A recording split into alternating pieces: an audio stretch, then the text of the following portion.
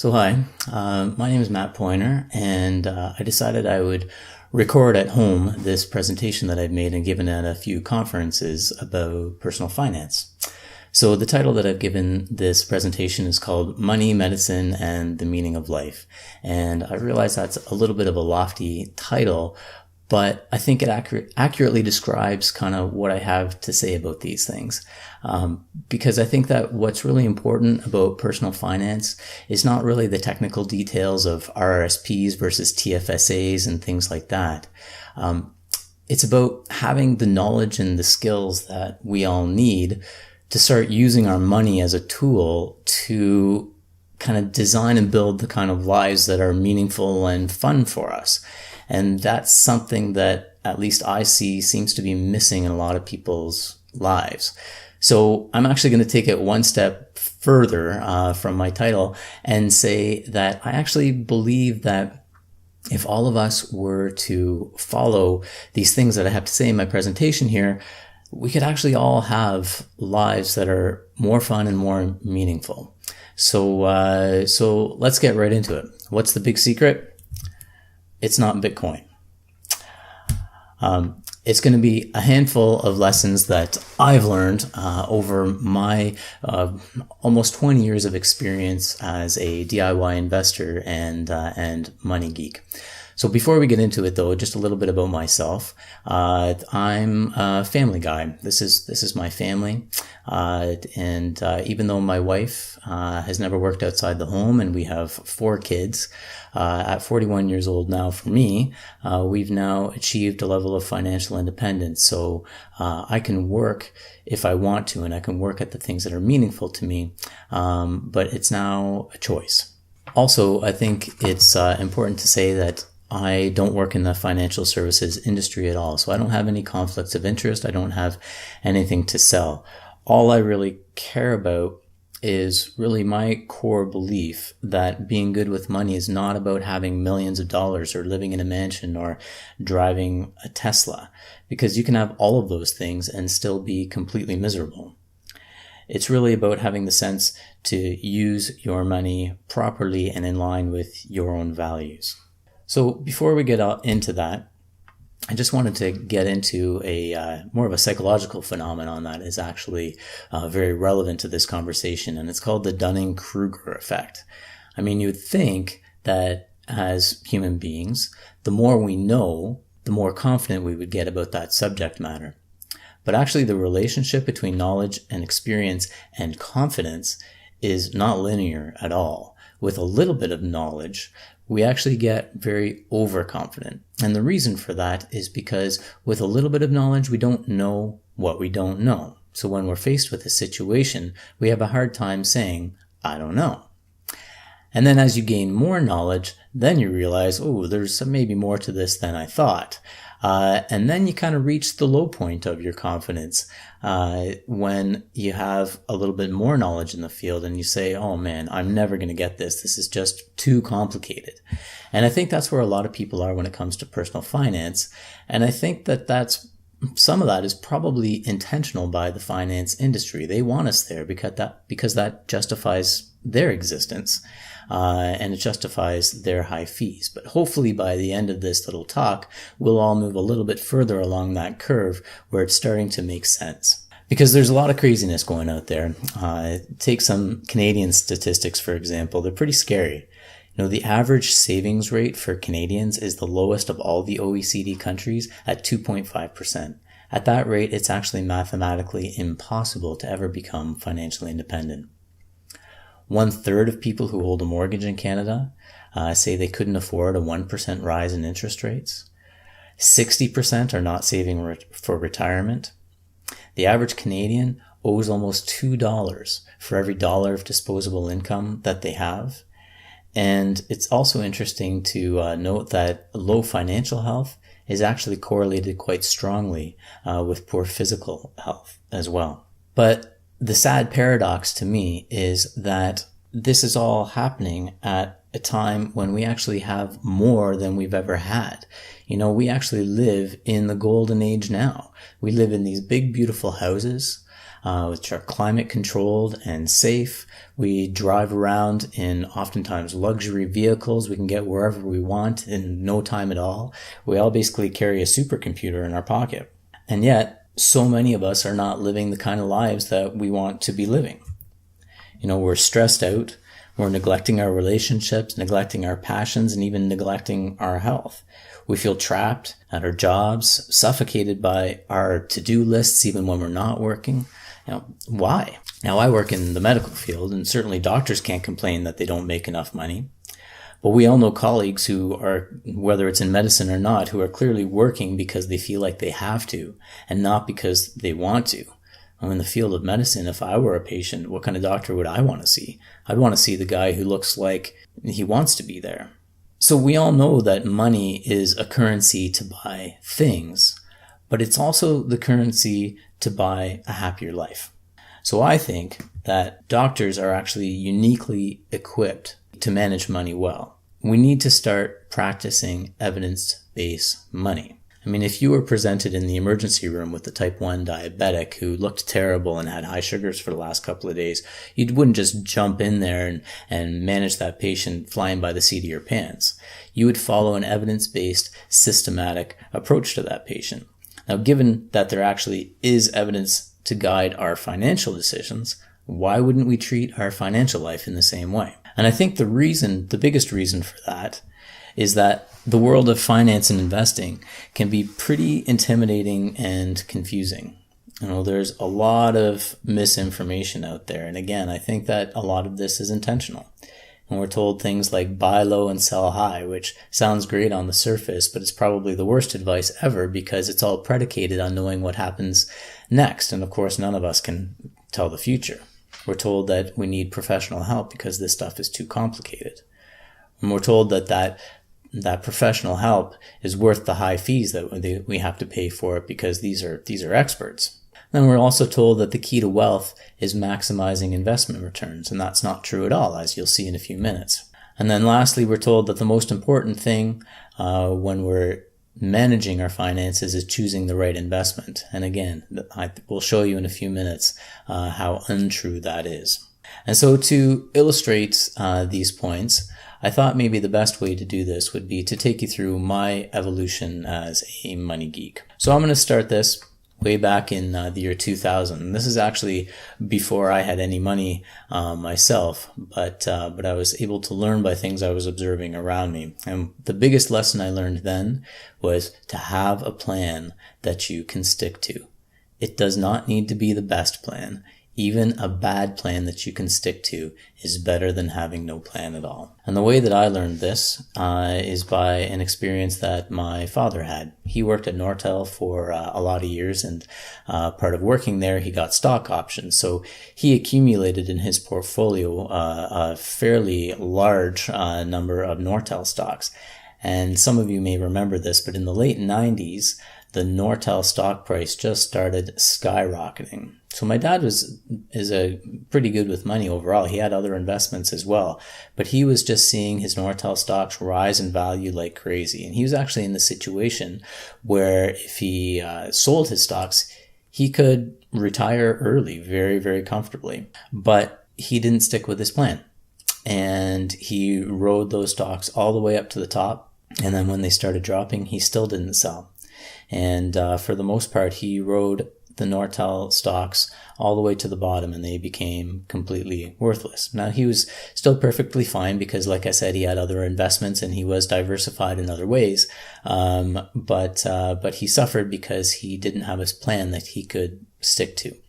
And this isn't to pick on my dad at all, because even one of the greatest minds in history, Sir Isaac Newton, did the same thing a couple of years ago with the South Sea bubble.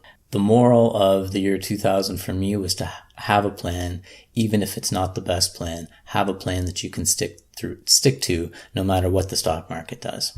Jump forward a couple of years, and I was a resident, and I started earning a paycheck. So even though I had a lot of student debts, I figured I had a couple of $100 a month that I could invest. And so I walked into my bank.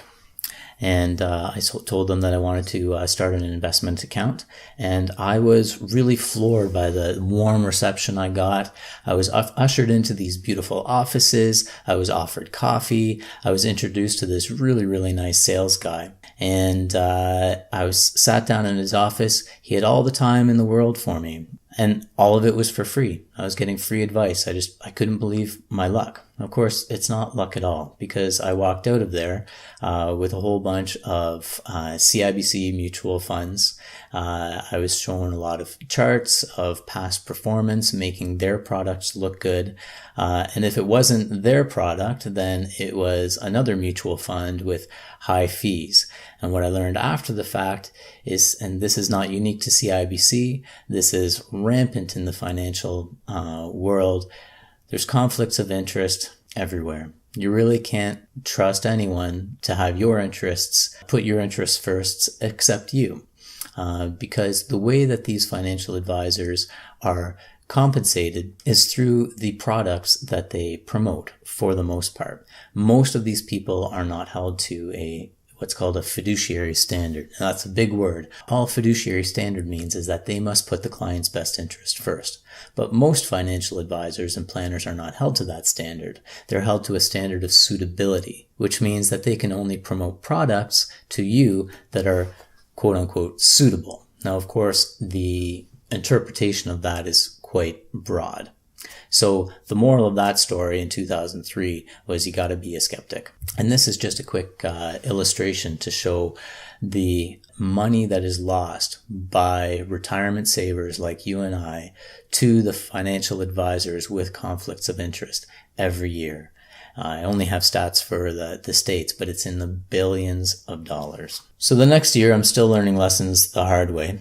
And I look back at those mutual funds that I was sold and looking at the fees. And my average fees for these mutual funds were about 2%, which I didn't really think much of at the time, because 2% doesn't seem like very much. But I'll just get you guys to think in your heads about this fairly common scenario. If you invest $100,000, earning 6% a year for 25 years with fees of 2% per year, how much less will you have in the end due to fees? 2%, 20%, 40%? The problem with the way our minds work is that we think of 2% as being 2 out of 100, but it's really not. It's 2 out of that 6% return, because these funds are collecting their fees whether the value goes up or goes down. And so the answer to this question is actually 40%. And this is just an illustration to show that. This comes off the Vanguard website. We need to think of those fees as a proportion of the returns. And it's not only that, it's actually higher. In this case, it's higher than a third of the returns, because you lose the ability to grow the investment that you would have had if you'd kept that 2% as well, which is why it's 40% and not just 33%. So after having a plan that you can stick to, minimizing fees is actually the single most effective tool that we have as investors to maximize our wealth over time. But don't just take my word for it. You might recognize this guy. This is Warren Buffett. And even Warren Buffett says this: if your wife is going to have a baby, you better call an obstetrician than do it yourself. If your pipes leak, you should call a plumber. Most professions add value beyond what the average person can do for themselves. But in aggregate, the investment profession does not do this, despite $140 billion in total annual compensation. So jump forward another year, and I was going to get married.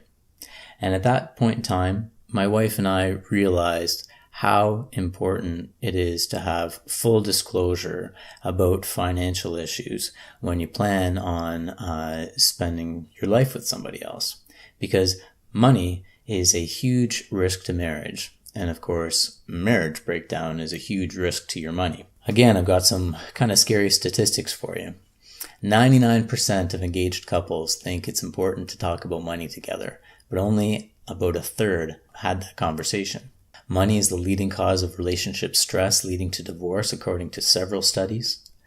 20% of people in long-term relationships hide large transactions from each other. Over a third don't consult each other before they make large purchases. And of course, divorce is very expensive. So one of the smart things that my wife and I did right at the beginning of our marriage was we read this book together. And this book did a couple of things for us. But one thing that it pointed out is that in every relationship, there's always going to be somebody who's a little bit more of a spender, and there's always going to be somebody who's a little bit more of a saver. And this is not a value judgment. It's just a fact. We're all different. And so you need to organize your financial life in order to accommodate for that reality. The way we did it, and the way that several other people that we know did it, and this has worked well for us for the better part of 15 years, is that we set up separate spending accounts for ourselves. Because even though most of our expenses are shared, we all need some autonomy and independence to spend money just the way we want to without having to answer to anybody else. So every month we put away a couple $100 into our separate spending accounts, and we can either save that money or we can spend it however we want to. And that's really, really worked well for us over the years. But maybe the most important thing that this book did for us was it got us to think about and then discuss our personal values.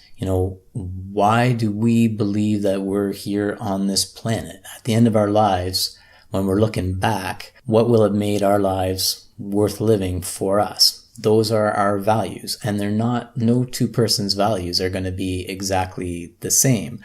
But it was so important for us to think about what they were and discuss them out in the open, because that's really the only legitimate roadmap that we have to organize our finances. Because at the end of the day, if you're not using your money to support your values as a couple or as an individual, then you're not going to be successful with money. So I'd really encourage everybody, at no matter what stage of the relationship or life you're at, if you haven't done it, really reflect and figure out what your values are. Is it financial security, good relationships, procreation, helping those in need?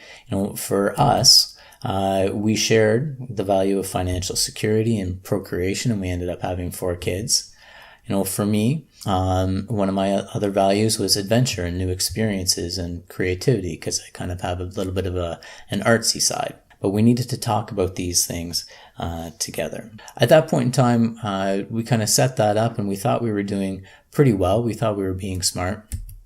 But it didn't take long for me to realize that I wasn't quite as smart as I thought I was. Because as I said, I've always been a money geek. At that time, even, I was devouring as much information as I could. But I didn't quite know where to go to get good information. And so I was absorbing a lot of information from the financial media. And when you do that, you start getting all kinds of messages from so-called experts who are making predictions and sharing their analyses of what the next hot stock is going to be, or just basically making predictions about the future. And before long, with a little bit of information, you're stuck back on the Dunning-Kruger curve, but at the first section of it. With a little bit of information, you think that you can be the next Warren Buffett. These experts out there make it look easy, usually in hindsight, to maybe pick the next hot stock. We all know these stories about Apple or Google,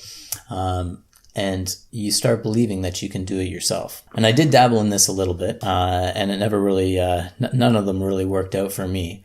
But I stopped relatively quickly because I was lucky that I started reading this book, which is called A Random Walk Down Wall Street, which is now really a classic in the investment world. And what it does is it talks about something called the efficient market hypothesis. Without getting too technical, really what the efficient market hypothesis says is that it's pointless to try to pick the next hot stock or try to time the market, because the stock prices already take into account all of the available information out there. Now, most people don't believe the efficient market hypothesis is true 100% of the time, but it's true often enough that certainly the average investor is not really in a position to take care of any tiny little market inefficiencies that are out there. The real value of this book was that it systematically dismantled the arguments for what's called active management. And if you don't know already, active management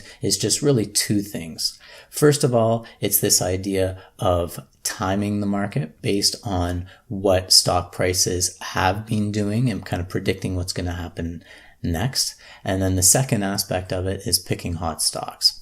So timing the market is something that people have been doing since the beginning of the stock market. And of course, there's good reason for that. As human beings, we are wired to find patterns in things, even when there are no patterns. This is why we can see pictures in clouds on a summer day. And similarly, if you look up at the stars at night, like this series of stars here, what does that look like to you? Well, we've been doing this for thousands of years, and our ancestors saw a crab there. Again, we're wired to superimpose things we know onto random patterns. And it's the same with the stock market. This is a stock chart, and what somebody who's trying to time the market would do is look at this pattern and try to superimpose patterns that they already have in their minds onto that randomness to give them a signal for what might happen next. And this is called technical analysis. Unfortunately, the evidence does not bear it out. It's essentially equivalent to reading tea leaves. But what about the second part of active management, which is picking hot stocks? Well, again, the evidence is quite clear about this, that really as human beings, we're no better than a blindfolded monkey throwing darts at a stock chart. Nobody can really pick hot stocks reliably. The best way that I can explain why this is true is because the stock market is essentially like a game of poker. If you've got 6 guys who come together for a night of poker, at the end of the night, their wealth will be redistributed. There will be winners and losers. Some people will leave with more money and some people will leave with less. But no wealth was created. And the stock market is exactly the same way. Because for every buyer, there must be a seller. So the stock market is not so much a wealth building machine as a wealth redistribution machine. Even Warren Buffett again. He commented that he's frequently asked by his friends how they should invest their money. And he tells them to invest in index funds, which is just a fund that tracks a specific index and doesn't try to pick individual stocks and doesn't try to time the market, just buy and hold. It's a very, very low fees and very, very effective over time. And he believes in this so much that he actually put out a wager. And he invited any hedge fund to bet him $1 million that a low-cost index fund would outperform any hedge fund over a 10-year period net of fees. And so this is the wager that he put out. It actually took over 2 years for a hedge fund to take him up on his bet, but eventually Protégé Partners did back in 2008. And so for 10 years, a lot of people in the industry waited with bated breath because they had a lot riding on this wager. At the end of 10 years, though, the hedge fund returned 2.2% per year. The reason why there's 4 numbers there is just because the hedge fund was composed of 5 separate funds grouped together. So 2.2% versus 8.5% net of fees for the S&P index fund. So what that means in real terms is that a simple do-it-yourself approach that is available to all of us, and we could set this up in a few hours for almost no cost, beat the experts by almost 400%. So here in Canada, I think one of the best and easiest resources to just figure out the nuts and bolts of how to do this yourself is just go to the Canadian Couch Potato website. And they've got a couple of model portfolios there that you can choose from depending on what your risk tolerance and time horizons are. And again, nobody should be intimidated by this. This is incredibly easy. Okay, so jump forward a couple of years to 2008, and most of us will remember that this was the year when the shit started hitting the fan in the stock markets. This is what the stock market was doing, and you can see the big crash there highlighted in yellow. And I kind of had the presence of mind to know at the time that this was really history happening in front of me. So I was really observing as closely as I could what the so-called experts were saying. And it was really fascinating to see that these really well-known, well-educated, well-respected people were saying all kinds of contradictory things at the time. Some were saying that the real estate market in the States was going to have a soft landing. Of course, that didn't turn out to be true.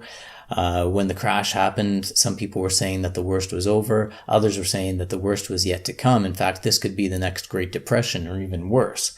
And then other people were saying, no, this time is different. And so what I learned in that year was that this quote by a famous Canadian named Lawrence Peter is really true. He said, "An economist is an expert who explains tomorrow why the things he predicted yesterday didn't come true today." I mean, the truth is, we look to experts to have a better handle on things than we do. We look to them for guidance, but the fact is that stock markets are way too complicated for really anybody to predict reliably. Now, the other interesting thing that came out of this was that the paradox is that even though market crashes feel pretty terrible for just about everybody involved, it's actually one of the best things that can happen, especially to a young investor, but really any investor who has money to invest and has a long time horizon, because everything goes on sale. As Warren Buffett says, be fearful when others are greedy and be greedy when others are fearful. So one of the things that we did right at the time was we really redoubled our efforts to invest as much as possible in the stock market when prices were cheap. And so that was something that we did right. But my intelligence as a do-it-yourself investor didn't last all that long, because a couple of years later, I learned firsthand about something called confirmation bias. I became really fascinated with market history, given that I knew that market history was happening at that time. And specifically, I became interested in previous market crashes. I was reading books like this, and I again fell into the trap of that a little knowledge can be dangerous. So most people think of the 1929 stock market crash as being a fairly sudden event. But the truth is that the stock markets at that point in time didn't hit their lows until 3 years later. And I was really fascinated by this fact. And I started reading more and more about it, and more about the similarities between the situation in 2010 and 1929 with levels of debt, etc., etc. And I became convinced that we hadn't actually hit the bottom yet, that we were going to have a double dip and that things were going to get even worse. So I got out of the stock market in 2010 for the most part. And of course, I missed out on a 15% gain for that year. What got me back into the market was really a realization that all I had to do to be a more effective do-it-yourself investor was to apply my knowledge and skills in evidence-based medicine to money. So what is evidence-based medicine? Evidence-based medicine is really just this confluence of clinical judgment, relevant scientific evidence, and then combining that with your patient's values and preferences in order to come up with a management plan. And this is the same when it comes to personal finance. We take our clinical judgment, which is things like our risk tolerance and our knowledge level, and coming up with a plan that we can stick to. Combine that with the relative scientific evidence, which is just simple things like asset allocation, which just means your proportion of stocks and bonds and cash, asset allocation, diversification, and low fees, and then combine that with your values. What are your values? Or is it financial security? Is it lifestyle? Maybe the legacy that you're going to leave behind. And what evidence-based money allows us to do is it really allows us to avoid cognitive errors to improve performance, because it's these cognitive errors that are dragging our performance down more than almost anything else. Things like confirmation bias, anchoring, sunk costs, and loss aversion. What this means in real terms is something called the behavior gap. Trying hard to eliminate the behavior gap. And this is a really important concept to understand. So when we're looking at past performance of investments, whether it's a mutual fund or an index fund, there's a number, which is the investment returns over time. So for the S&P 500 index, that might be 9.14% in this case over a certain time period. That is distinct from the investor's performance, which always lags behind the investment performance by at least 2 to 4%, depending on what study you look to. And that's all because of investor behaviors. We're human beings and we fall into these cognitive errors and we make bad decisions. So again, this goes back to having a plan that you can stick to. The good news is that it's totally reasonable to expect that we can be very effective do-it-yourself investors, even compared with the professionals. As boring as it looks, this is actually one of my favorite simple charts. This is just a chart that shows that on a daily basis, the stock market has about a 50-50 chance of going up or down. Over any 1 year interval, it has about a 3/4 chance of going up and a 1/4 chance of going down. But over 20 years, there's never been a 20-year period in either the American or the Canadian stock markets where the stock market has gone down. And the reason why this is relevant to us is because the professionals are trying to hack this system. They're trying to hack the quarterly system because that's how they get evaluated and compensated based on their quarterly results.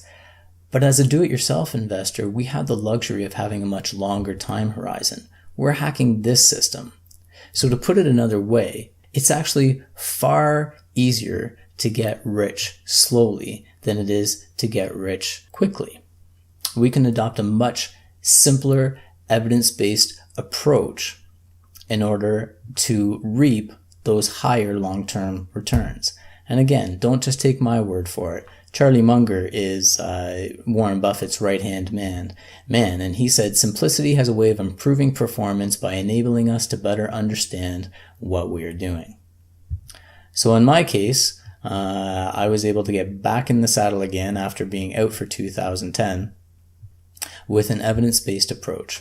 And it's not the same for everybody. For me, it was a combination of the couch potato approach, which is simply buying and holding index ETFs, and another systematic approach called beating the TSX, which is a systematic approach to buying and holding blue chip dividend paying companies, which I may do another video about another time. So I pretty much figured out our investment strategy by that point, and it hasn't really changed much since then. But there were some really important aspects of personal finance that I still hadn't grasped. I was on track investment-wise to retire in my mid-50s, but I was becoming a little bit unhappy with my work at that point in time. So this is just a graphic to show the big circle was my life. Medicine, my job, was taking up a large proportion in my life. But I hadn't really asked myself a really important question, which is how much of that income that I made from my job did I need to spend to be happy? Was it 95% or maybe just 60%? Because I was starting to realize that what I was spending, the things that I was spending my money on, were not necessarily making me happier. They were just also taking up more of my life. Some of you may be familiar with the research that it shows that happiness does increase with income, but only up to a certain level. After about $70,000 per year, happiness actually doesn't increase at all anymore after that. And so I got reflecting on this on a personal level. If 99% of the world can maximize their happiness based on $70,000 a year, why is my happiness so fragile or precarious that I felt like I needed so much more? And what it boils down to is that, we need a certain level of spending for the basics like food and shelter. We need a little bit more to make those things comfortable, and a little bit more to also have opportunities for education and self-improvement and even entertainment. But the truth is that spending beyond a fairly low level of luxury is really just a reflection of our ego surpassing our income. And that has an effect of dragging our spending higher and higher and higher. Nigel Marsh is an author who did a great TED Talk a couple of years ago that's worth watching. And one of my favorite lines in it As he says, there are thousands and thousands of people out there living lives of quiet, screaming desperation, where they work long, hard hours at jobs they hate to enable them to buy things they don't need to impress people they don't like. And what he's referring to here is something called the hedonic treadmill. So if you've never heard of this before, the hedonic treadmill just is an illustration of the way that we're wired as human beings. We're not wired to be good with money. What we're wired to do is to compare ourselves to other people and to adapt to new situations. And this can really sabotage our happiness. I mean, picture yourself driving to the hospital or driving to your work for a shift, and you're driving your 4-year-old Honda, which is still a perfectly good car. But as you're walking through the parking lot, you see a shiny new BMW 3 Series. And it's beautiful. And you see it, and a part of you wants it because you think that it's going to make you happier. But if you take that next step and buy it, there will be a little bit of a thrill for a little while, but it won't last long because we adapt to that situation. And then maybe 6 months or a year later, when you're walking through the same parking lot, you don't even see those BMW 3 Series anymore. All you see is the shiny new 7 Series and maybe the brand new Teslas. And you can keep on going around in this circle. That's why it's called the hedonic treadmill. And really all that leads to is unhappiness and burnout. And so we'd figured out what doesn't work, but we hadn't really been able to put our finger yet on what we should do. Because it turns out that just like there's evidence-based medicine and evidence-based investment strategies, there's actually also evidence behind happiness. It turns out the things that make us happy are the things that have been making human beings happy for millennia. It's good relationships, our health, eating good food and making time to work out. Things like flow experiences. So if you're not familiar with that term, that just means activities that you can immerse yourself in that are intrinsically rewarding in themselves. You know, for me, it might be painting. For other people, it might be playing an instrument or a sport. And then lastly, philanthropy, which is just doing nice things for other people, even though you don't have to. This is what makes us happy. It's not big houses and luxury vehicles. To put it another way, as Gandhi said, happiness is when what you think and what you say and what you do are in harmony. You know, my observation is that so many of us say that what's most important to us are things like our health and our relationship and following our passions. But so many of us are killing ourselves at work to support a lifestyle that works against all of those values. So what's the solution? The solution is savings. Now, savings gets a bad rap, especially in our culture. You know, when you mention the word savings, it feels bad because it feels like you're forcing yourself to do without. But I think somehow we need to change our attitude toward savings. And for me, savings are important because every single dollar that you don't save now is a piece of your future that you're handing control over to somebody else. So in a couple of years, when something happens in your life, you want to have the option to go hiking in Peru with your friends rather than grinding it out during another shift long past the time that it stopped being fun for you. But how much should you save? Let's just go into that for a second. You know, there's this 10% rule made popular by the wealthy barber. So if you save 10% per year, how long do you think it'll take you to be financially independent? 10 years, 20 years, 30 years, 40 years? It'll actually take you 40 years. Now, there's nothing wrong with that as long as that's in line with your values and what you want out of life. It's just really important that we understand the relationship between spending and saving and how long that might take us to achieve financial independence.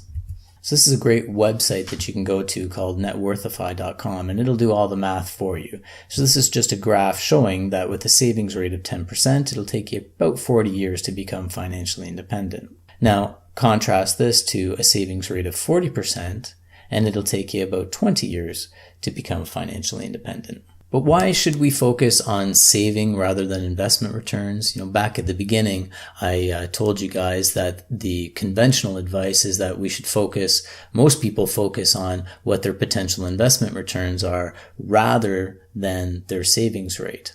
Mathematically speaking, we should all be focusing more on our savings rate than our investment returns. First of all, because mathematically they're far more important, as I'll show you in a second. And secondly, because we can control our savings rate, but we can't control our investment returns. But again, the math is pretty simple. It'll take over 10 years for your investment returns to even equal the wealth accumulation that's due to your savings rate. So this graph shows that if you're saving about $50,000 a year and you're earning about 7% on those investments, it'll take over 10 years for your investment returns to equal your savings rates. But why are savings so important anyway? For the longest time, I thought that savings were really just for retirement. But it's not just about retirement. I think the most important reason to save is because even though we hope our life is going to look like the top line there, relatively straight and smooth, life is going to throw us curveballs. Whether it's a relationship breakdown, or whether it's a health problem, or whether it's professional burnout, when those things happen, you want to be in a position of financial security and flexibility so that you can explore options at that time. So for me, as I mentioned before, I started to reach a point a couple of years ago where I just wasn't sure if I wanted to do it full time anymore. So I gradually decreased my shifts over the last couple of years, and I'm now approaching a stage where I'm actually going to take a break completely. And that's not a negative thing for me. Because even though my wife has never worked outside the home, we've accumulated a bit of a nest egg now, and that can now serve as a second income for our family. Because investments generate income in the form of capital gains, dividends, and interest. And it's fairly well established that you can take out 4% of your nest egg every year sustainably. And that, again, can serve as a second income for your family. So in our case, I'm going to use this time when our kids are young and our financial independence, and we're going to take a trip around the world, backpacking around the world with our family for at least a year. I actually wrote a little article about this for a magazine called The Canadian Money Saver, which is a great resource for unbiased advice for people who are interested in personal finance.